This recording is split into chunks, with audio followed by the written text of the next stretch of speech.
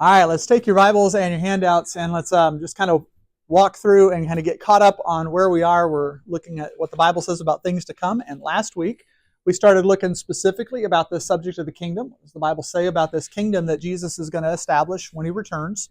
So let me just give you a quick recap of where we were last week to kind of get caught up and lead into where we're headed this morning. We're talking about what happens once Jesus comes back. What's the series of events? And most of this is coming right out of Revelation 19 and 20.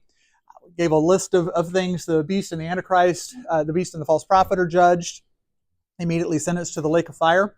The unsaved of the tribulation also are judged. That was that whole sheep and goats judgment when Jesus comes back, separates people into two categories, those that have accepted him, those that haven't. And some are going into the kingdom, some are taken out for judgment.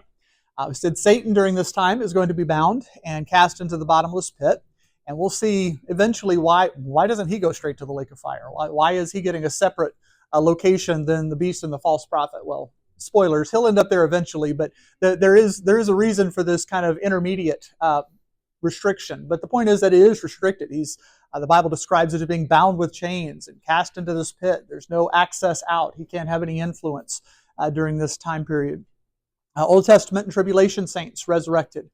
We'd said that us as New Testament believers, resurrected at the rapture, which happened prior to this, we get glorified bodies then, but the Old Testament saints kind of get caught up at this point, resurrected, and then Jesus begins his kingdom upon the earth. So now we're ready to actually look. That's what's kind of all stage setting for the kingdom. So now we can start thinking about, okay, well, what does actually this kingdom look like? What's going on here? What's taking place? So let's walk through this with just a series of questions. The first one is, who's going to be here? Who gets to participate in this kingdom? When Jesus establishes his kingdom upon the earth, what's a kingdom made out of? One of the key elements of any kingdom is you got to have people, right? You got to have somebody to rule and reign over. There's got to be inhabitants of it. The most important part of having a kingdom is probably to have the king. So we recognize that one of the neat benefits, one of the great aspects of this time period is that Jesus has physically returned to the earth. He is ruling and reigning in righteousness.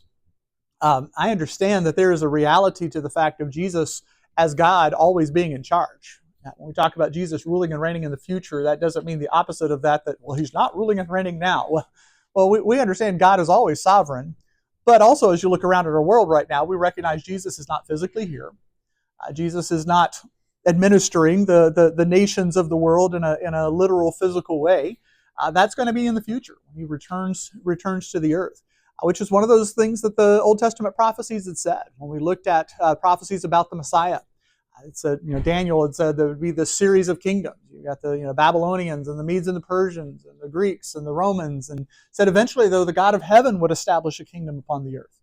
And Daniel chapter 7 told us it would be the Son of Man who would receive that kingdom from the Ancient of Days, and he would rule and reign over all of the earth. And so this is that time period. After the rapture, after the tribulation, Jesus returns and inaugurates his kingdom. So Jesus will be physically present. I don't know that fully impresses us the way it should. I mean, I love Jesus, and Jesus is in my heart, and we recognize some of these concepts. But I mean, think about it. Like, you'll actually be able to see him, and to go and I don't know how you make appointments, but to be able to talk to him. Maybe it's a Teams meeting. I don't know. I don't.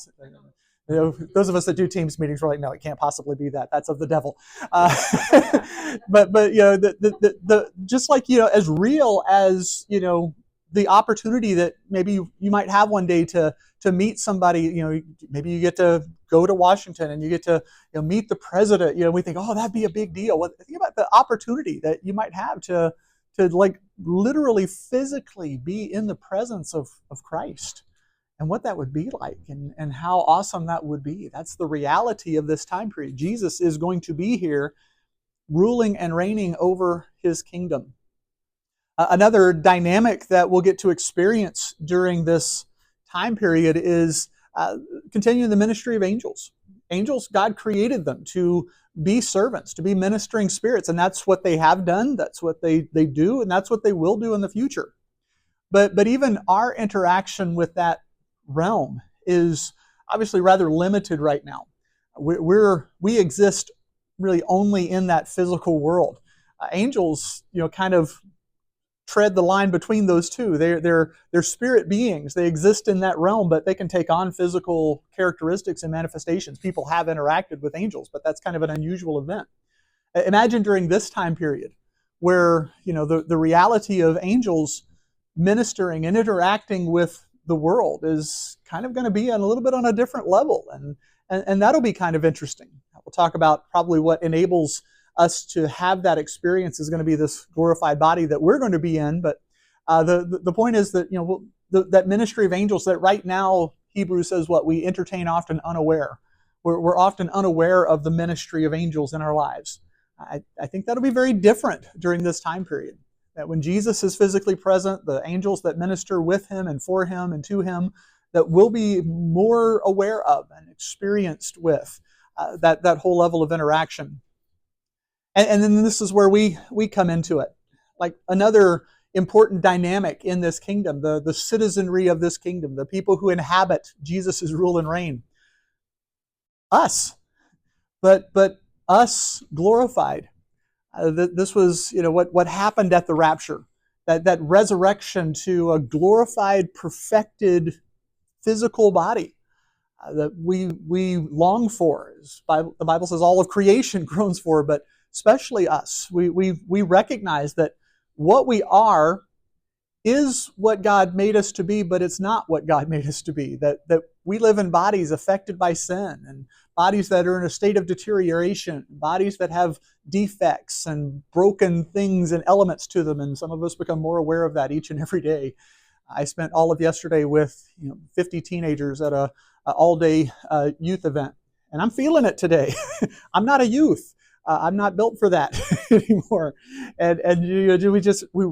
We recognize that this physical form that we have, it is what God has created us for, but it's not yet what God created it to be. But yet with the rapture or the resurrection, that we'll be immediately transformed into a glorified body that's fit to inhabit eternity. I think it's still us, but it's the best version of us, the glorified, perfected version of us.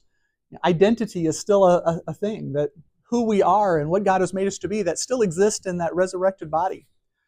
I'll remind you again, when Jesus resurrected, he was still Jesus. I mean, there were still characteristics of him that the disciples are like, they knew who that was. And even John, when he sees Jesus in the book of the Revelation, he says, I turned around and I saw one likened to the Son of Man. He understood there were some things different about Jesus, but it was still Jesus. And Jesus' resurrected body does kind of demonstrate for us it's the only model that we have. He's the only one that's received this glorified body so far. So you think about what you see in the Gospels with Jesus after his resurrection. I don't know that we can extrapolate everything from it, but it is kind of cool just to contemplate. And one of the things Jesus' resurrected body does that's different than his pre-resurrected body is he has the ability to just, appear places. Remember, the disciples are all in a room and they're like, scared to death because they're still not trying to figure out what's going on. All of a sudden, Jesus was just there in their midst. I don't know if we're going to have that ability. It's probably a good thing we don't have that now. Just to poof places. We'd probably poof places we shouldn't be. But Jesus, his glorified body is that way. His glorified body has some upgrades. When Paul describes it in 1 Corinthians, he talks about it being incorruptible. That this is it's us, but it's a whole different kind of us. I think about being able to wake up in the morning without having to put my contacts in. I think about not having to have restricted diets because of things you can and can't eat, and you start thinking through the implications of what it means to live in life now, and how this is going to be so much better when we are in our resurrected forms. And then take that, and not just us, but think about all the others that we get to interact with this way. The Old Testament saints resurrected. That to me is just exciting. Think about the opportunity you might have to, invite Abraham over for a cup of coffee, just to sit down. When we were over in Israel this last time, we went to this, one of these experiences. It's called Abraham's Tent, and so you get invited to a meal with Abraham. Well, I suspicion that wasn't actually Abraham because he had a very strong Australian accent, and I know Abraham was from the south, but I don't think he was that far south. And so it's just kind of cool to kind of live in that world. But think about actually being able to sit down at a meal with some of these Old Testament saints that we've read about our whole lives. to talk to David and say, what was it like walking out onto the battlefield, or to interact with some of these individuals. And I wonder if they won't have some questions for us. Like, what was it like, living in a world with so much access to the gospel and so much access to information? And I'm sure you took great advantage of it, right? We watched cat videos, is what we did. But just think about the questions that they might have for us, because they haven't experienced our world. And what a neat opportunity to spend this time just getting to interact with and to talk to people that we feel like we know and we actually get to know. And the tribulation martyrs, they were the ones we saw that last week with being resurrected at the end of the tribulation. That these individuals who went through the worst period of time, they experienced the worst of humanity, and yet trusted Christ and experienced the greatness of God's glory. And I mean, just getting to talk to and interact with some of these individuals. Like I said, the opportunity to sit with David and John and Paul and John Wesley and Charles Spurgeon and Dennis Martin and Bev Crawford. I mean, just think about all these people that have gone before us that we will be with again. We will see again. We will interact with again in a perfected physical form. They're going to be a part of this kingdom. There's also a category of people in this kingdom that this is probably the one, we mentioned this briefly last week, but this is probably the one we don't think about as much. But it's important to understand the dynamic of what happens during this time period. And that's a category of non-glorified individuals who go into this kingdom. Remember, during this time period of the tribulation, you had the rapture at the beginning of it, and you had a resurrection of Old Testament saints at the end, but the people that lived during that time, who did hear the gospel and who do trust Christ, and there's a whole slew of them. The Bible talks about a number of them that are martyred, but there's a number of them that survive. And that at the end of the tribulation, they haven't experienced yet this resurrection. We'll see later, they get caught up. It's not like they're going to go into eternity with a non-resurrected body. That wouldn't work. But at this point, at least, they're, and probably the best analogy, the way we think of it, is they're a lot like us now. We've trusted Christ. We are saved. Eternally secure. We will be with God forever, but we are saved in non-glorified bodies. So we can understand this reality, because this is us. Saved, but not yet glorified. There's a whole category of people. They have to be saved to go into the kingdom. Remember, the unsaved are taken out and judged when Jesus returns, but these saved individuals go into the kingdom with normal bodies, just like we do, and having all the abilities and capabilities that normal bodies do. The capability of getting older, the capability of being able to get married and have children, the capability of being saved and yet still making mistakes, doing things that are wrong. They're non-perfected. So this whole category of people coming into this time period of the kingdom. Now, we'll get into it in just a moment, what the kingdom is like in a world where the curse is removed from the earth and there's no diseases. Well, these people aren't, it's not like they're going to contract cancer and get sick and get colds. Their bodies are not perfected, but there's a lot of environmental issues that they're not struggling with. We'll see Jesus maintains peace, so things like warfare and conflict won't be an issue. So, you're talking people going into this time period in normal, non-glorified bodies, but death is going to be obviously very rare. The reasons why people die will no longer be that much in existence. But this whole concept of going into this group of people being normal, and then for a period of 1,000 years, so people not dying, and then families being created, people getting married, having kids. Imagine over a period of 1,000 years how great a population can grow. You can fill the world up pretty quickly in that kind of environment.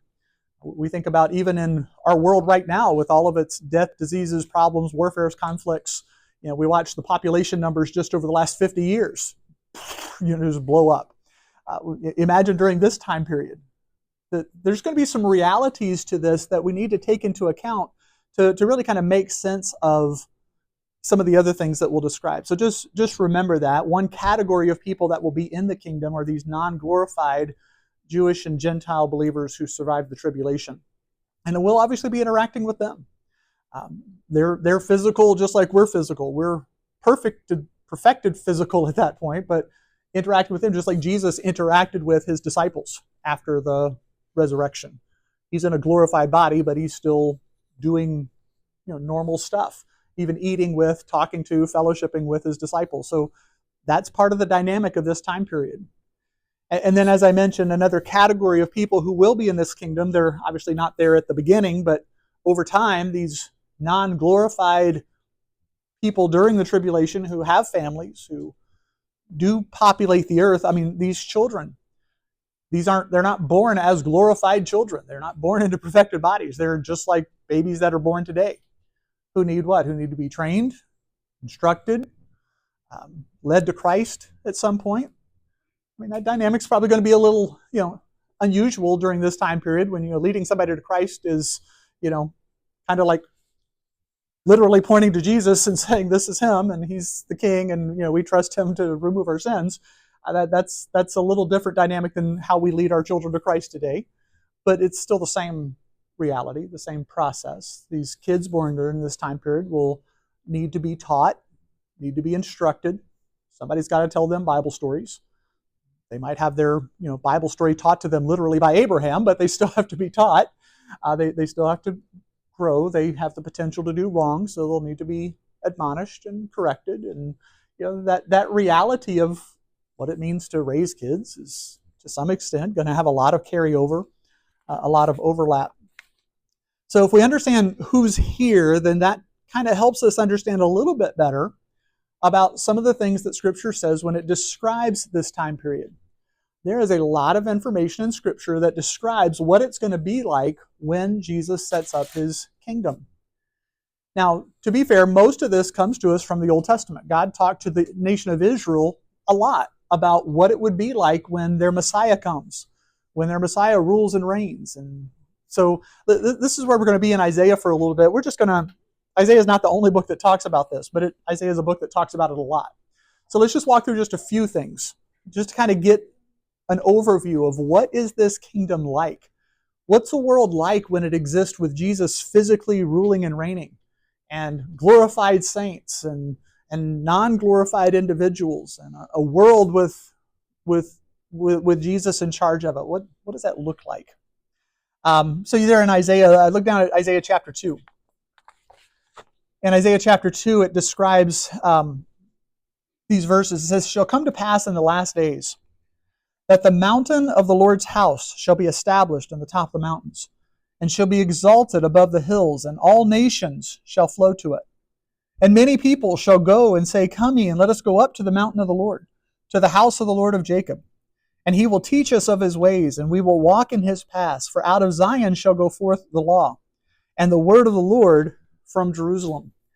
This verse tells us that at some point when Jesus is ruling and reigning, that Jerusalem kind of becomes the center of the world's worship, that the physical location of Jesus's throne, if you will, the executive offices of the kingdom, seem to be located in Jerusalem. And as the focal point, people will go there to learn. Now, they obviously still live, apparently, in other places of the world, but it's pretty common to, hey, let's go to Jerusalem and let's learn of God and let's go there to worship. Those of you that have been looking forward to one day getting to make an Israel trip, it's kind of tough these days with things going on. But during this time period, you get to go to Israel. You can take the Holy Land tour, and I imagine it'll have a few different sites on it than the current tour does. But you probably go visit some of the same places that we went to when we went to. This is where this happened. But the point is that Israel becomes the focus again, and specifically Jerusalem, because that's where the Messiah is. That's where Messiah is ruling and reigning. We're not going to turn over to chapter 19 right now, but it's on your sheet. You can go look at it sometime. That even as far as the surrounding nations, places become places where people worship God. Israel is kind of like the central worship, but if you look at Isaiah 19, it even talks about altars being built in Egypt to worship God. And we look at our world today, and it's like, the last place that you would build a place to worship God today is probably Egypt and some of the surrounding nations. It talks about a highway from Egypt to Assyria, that Assyria, again, the nation that captured Israel and destroyed them. But that's going to be a place where people are focused on God. If Egypt and Assyria are directed in worship to God, it's pretty safe to extrapolate the rest of the world, is recognizing Jesus' kingship, his messiahship, and directing their attention there, and even at times going to Jerusalem to worship. You're already there in chapter 2, just keep going, and it talks about as the Lord executes his law from Jerusalem. Verse 4 says, "And he shall judge among the nations, shall rebuke many people, and they shall beat their swords into plowshares, and their spears into pruning hooks. Nation shall not lift up sword against nation, neither shall they learn war anymore." I don't think the provocation and the temptation of fighting and scuffling is going to be a challenge for those of us with glorified bodies. But remember, during this time period, normal people, I know you never struggle to get along with anybody, but sometimes people in general struggle to get along with each other. You think about it on a national level, that temptation might still be there, and Jesus says, no, we're not doing that. This is not a world of warfare. He's in charge, and he's the ultimate peacemaker. And even the weapons of war and the things that we use now to conflict with each other, Jesus says, I'm going to take care of this. This is a place of peace. And so if there are any potential challenges or struggles from those non-glorified individuals during this time period, at least at this point, Jesus says, no, we're being peace. He is the Prince of Peace, and he will administer peace. The kingdom is a place of peace, not warfare. He describes the reality of living in the presence of the Messiah and of God in chapter 4. Chapter 4, verses 5 and 6. It says, "And the Lord will create upon every dwelling place in Mount Zion, and upon her assemblies a cloud and a smoke by day, and a shining of flame of fire by night. For upon all the glory shall be a defense. And there shall be a tabernacle for a shadow in the daytime from the heat, and for a place of refuge, and a covert from the storm and from rain." At least he's describing here as far as the city of Jerusalem is concerned. Think about God's manifesting presence there, and his protection and comfort for the people. The imagery here, you can't help but go back in your minds to the Exodus, when God led his people out of Egypt and through the wilderness with the pillar of smoke by day and the pillar of fire by night, and how that provides shade from the heat, it provides warmth during those cold night airs. The illustration is real, and the reality is also real, that God is providing whatever it is that they need. If the sun is hot and they need shade, he's providing. If the night is cold and they need warmth, he's taking care of it. This beautiful picture of God's people dwelling in comfort and security. Chapter 11 describes a lot of realities during this time period when Jesus is ruling and reigning. Chapter 11, verse 6, it says, "The wolf also shall dwell with the lamb, and the leopard shall lie down with the kid, and the calf and the young lion and the fatling together, and a little child shall lead them." I mean, we read that, and we can't even imagine a world like that. You put a wolf and a baby lamb in the same pen, and you're going to have a wolf. That's pretty much just how it's going to end. That's not going to end well. But during this time period, even the fighting and the scuffling and the dominance and the aggressiveness, even in the animal kingdom, seems to be dealt with and adjusted.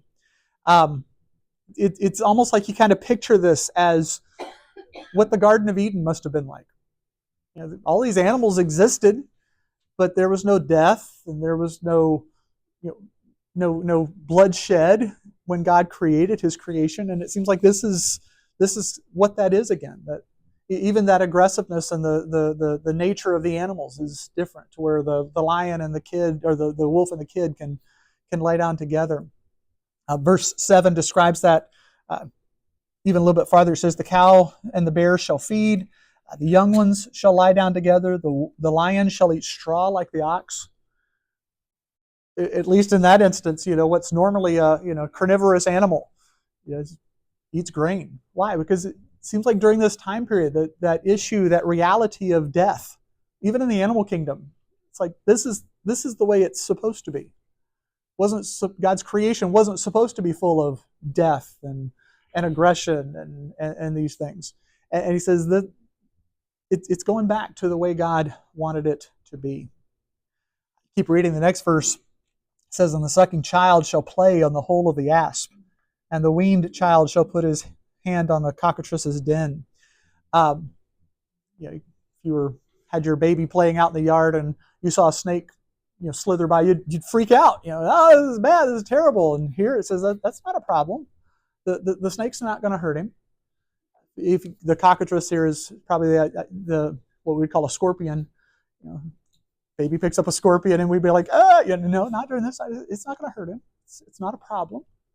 That this reality is just so different from the world in which we live. Now, talk about the curse being lifted here. There's something else I'd just throw out to you to consider. This verse here about the kid playing with the snakes, that verse is repeated later in the book in Isaiah 65. And almost the same reminders here about animals not being aggressive and there's not being danger from them. Makes an interesting phrase there, though. It says, and dust shall be the serpent's meat. That phrase is a quotation all the way back from Genesis as part of the curse upon the serpent. When God told the serpent that his part in this satanic operation was that physically the serpent's form would be changed, that he would be low to the ground and dust would be his meat, meaning his head is always going to be low to the ground. Kind of interesting, this passage and the Isaiah passage refer to serpents. They're not harmful, but it says dust is still his meat. I know I'm kind of connecting some dots here, but here seems to be what's going on here. The serpent is no longer dangerous, but there seems to be one element of creation that doesn't go back to its Edenic form. Lions and lambs and wolves and kids, those are all back like they were in the Garden of Eden. Apparently the serpent bears the physical impact of his curse all the way through. I think, I wonder why that is. And again, I'm connecting dots here. I understand the Bible doesn't go to extent to explain this. But why doesn't the serpent get back whatever its form was before? I think during this time period, and remember this later, I think God still wants us to remember during this time period the effects of sin.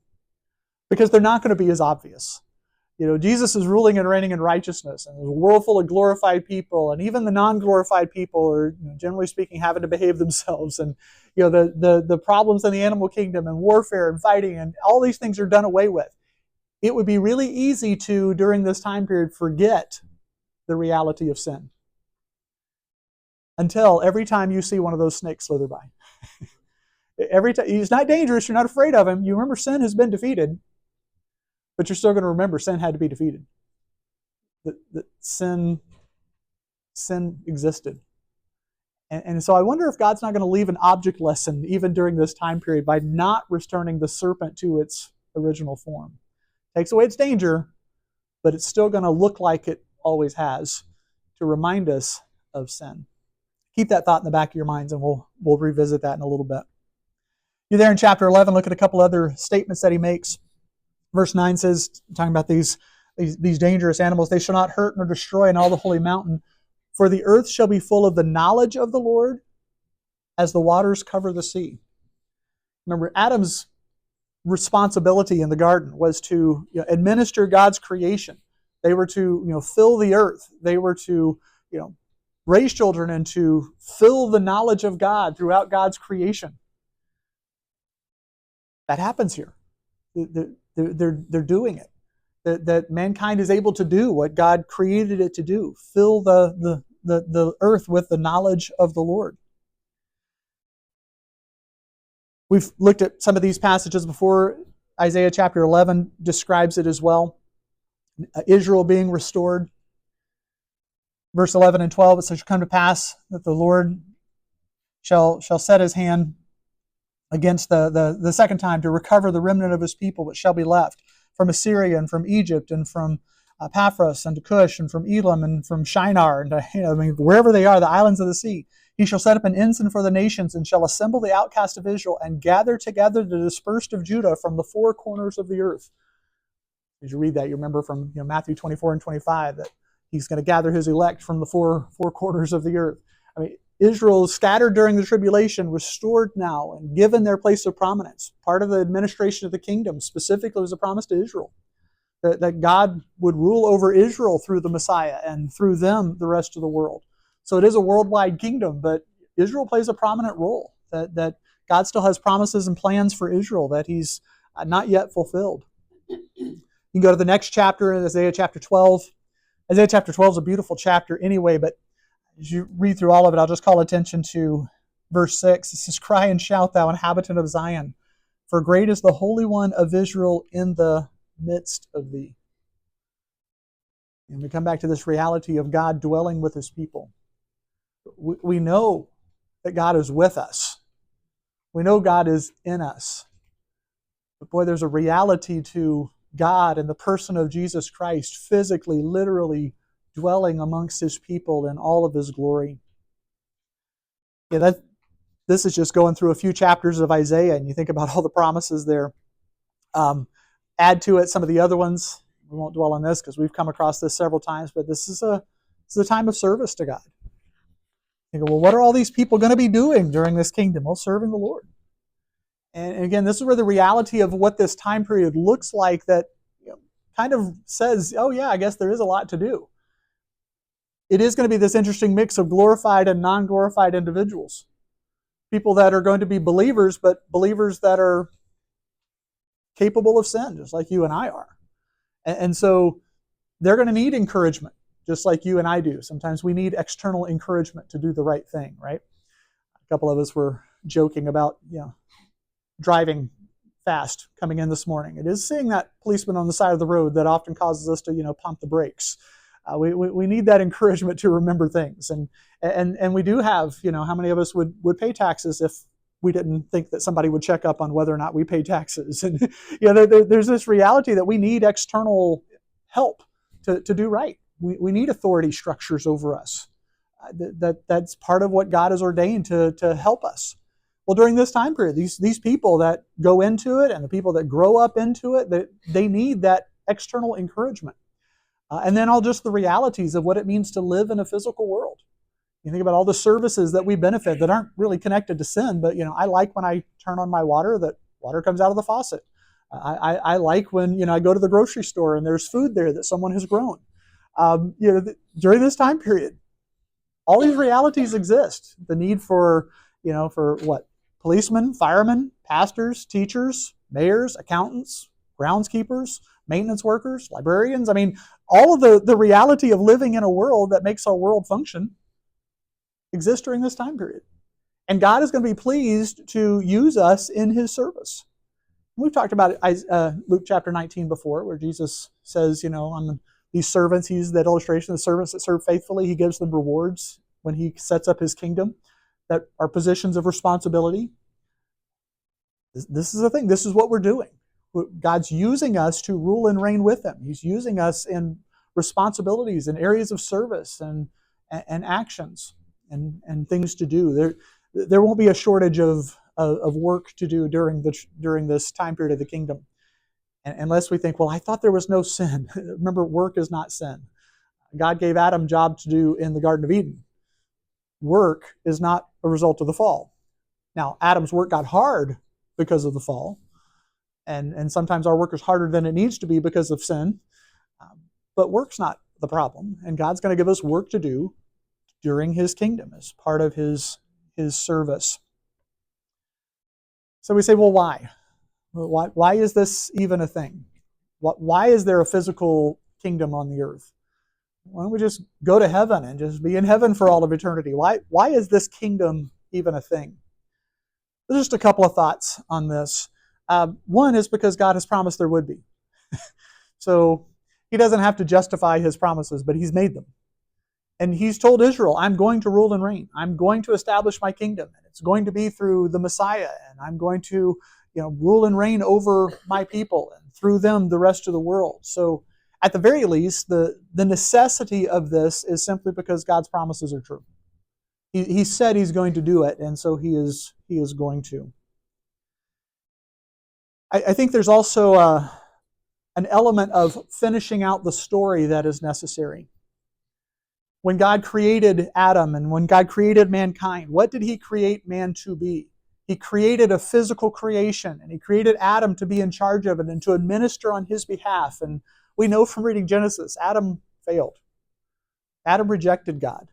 And everything from then on has been that process of restoration. to get back to what God created his world to be. Man being God's physical representative on the earth, ruling and reigning over his creation.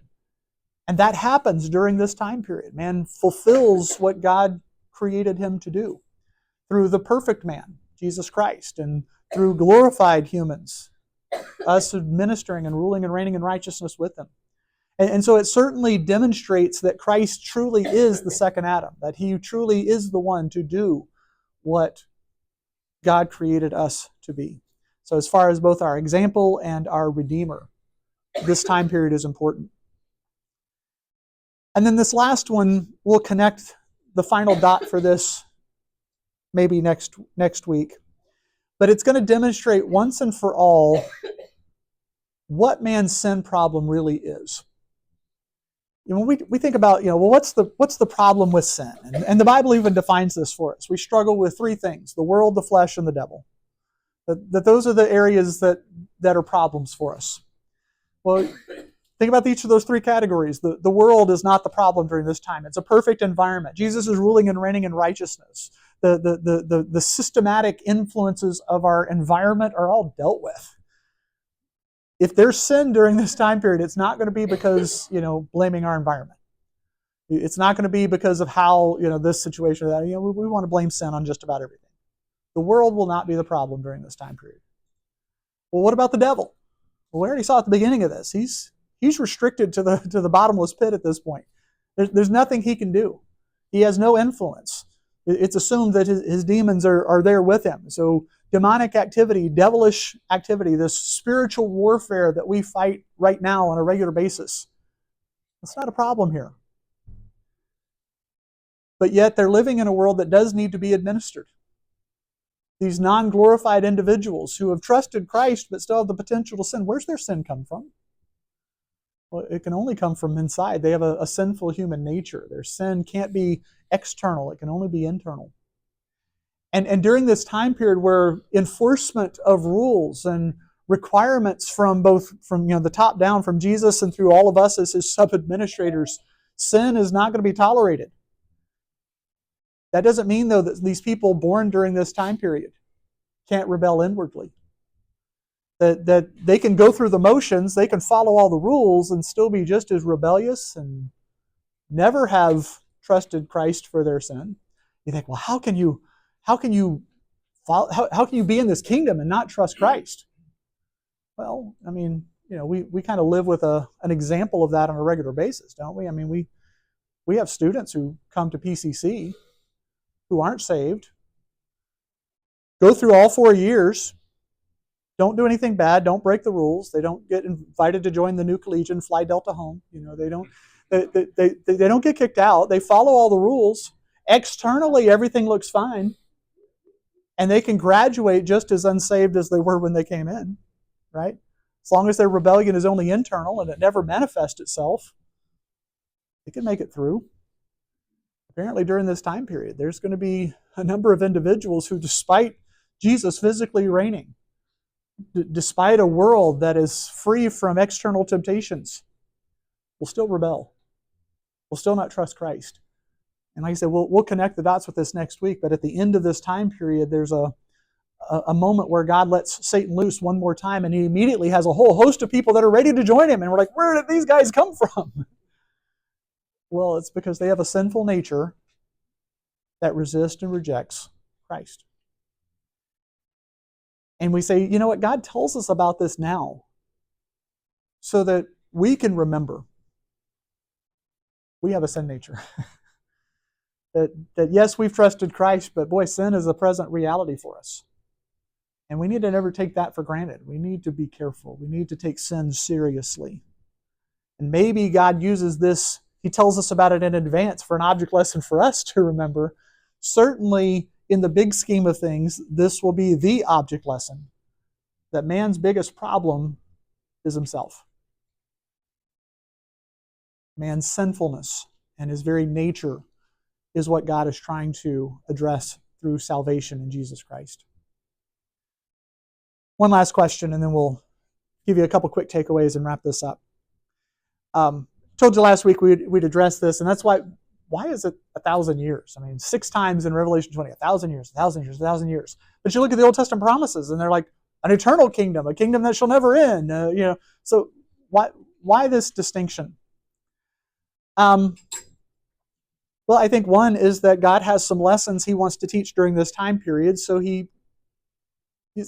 there's some unique lessons He wants to teach. So there's a unique time period. He sets apart a period of time for these object lessons to rule and reign. We know from Revelation 21 and 22, new creation is coming. The final transformation of everything, new heavens, new earth, that's still coming. But apparently during this first 1,000 years, there's a few more lessons God still wants to teach His people. So He sets this part off.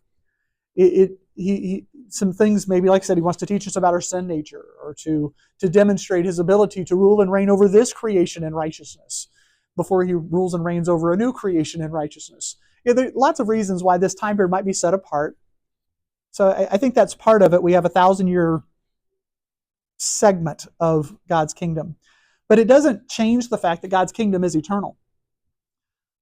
Recognize this: when Jesus comes back and begins to rule and reign, does He ever stop ruling and reigning? Well, no, He doesn't. So He is establishing, when He returns, an eternal kingdom. It's just that there's one sub-part of that little kingdom, the first part of it. And so that's why I like this phrase. I like calling, this millennial kingdom the first 1,000 years of eternity. Does that make sense? It's not like that's all of the kingdom. If the 1,000 years was the total kingdom, then it wouldn't fulfill the Old Testament promises. But, if eternity has a starting point, the first 1,000 years are what is being described in Revelation 20, verses 1 through 6. And then we will poof off into eternity from then on. And we'll show that in the timeline here in just a second. So it is an eternal kingdom, even though it has a 1,000-year period at the beginning of it. Just a couple of quick lessons, a couple of quick takeaways. We spent 2 weeks looking at the kingdom. What do we need to learn from this? First of all the promises of the Messiah are true, including the ones about His rule and reign. And so we can trust God's promises to be kept. These promises are part of what God has said He's going to do. They are going to occur. And we can use that to reinforce a reminder for the other promises of God that He's made to us, that sometimes we're like, yes, He's going to keep those promises too. This is just one more affirmation of the faithfulness of God to keep His word. I remind you again, our takeaway from this, the reason why God tells us about this in advance. He wants us to know our future so that we can get ready for it. We can prepare for it. That this is our time to demonstrate faithfulness. Whatever task God has given you to do today, be faithful to it. I don't like using the term audition for eternity, because I don't want it to have our sinful natures to get selfish and to try and manipulate things. But in a very real sense, God is looking to you today and how you serve Him as a means of determining what reward you're going to receive when He returns to establish His kingdom. So that means there's no small faithfulness today. There's no insignificant service to God. Whatever it is that God asks us to do, be faithful to it. Be right. Do right. Respond correctly. Follow biblical instructions. Show God that you are listening to what He says in His Word. And there will come a day where you'll be glad you did. That's what faith means. Our lives today are preparation for eternity. And then, again, I mentioned that object lesson one more time of during this time period, sin is very clearly internal. Well, you do deal with the world and its temptations. You do have spiritual warfare that is against you. But don't forget that your biggest problem is still you. And so when God calls attention to your sin, don't ignore it. When we have opportunities to sit and listen in church and pastor calls attention to an area that we need to address it. Don't underestimate your own sinfulness. This time period reminds us that that is our biggest problem. I'll show you the chart one more time just to see where we've been. The rapture, the tribulation, the second coming. We've been looking at the millennium, the first 1,000 years, and the next thing to look at then is eternity. So that'll be what we look at next week. In eternity, we will, when Jesus, after this 1,000 years, what happens next? We'll start looking at that next Sunday. All right, I don't have any announcements today, so that'll wrap us up. So let's just commit to serving the Lord with whatever He's given you to do this week. Have a great week.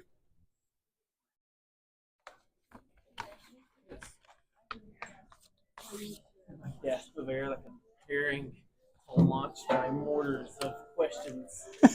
Dr. Troutman. You're supposed to write those down. I need them down. You What spark question? so many things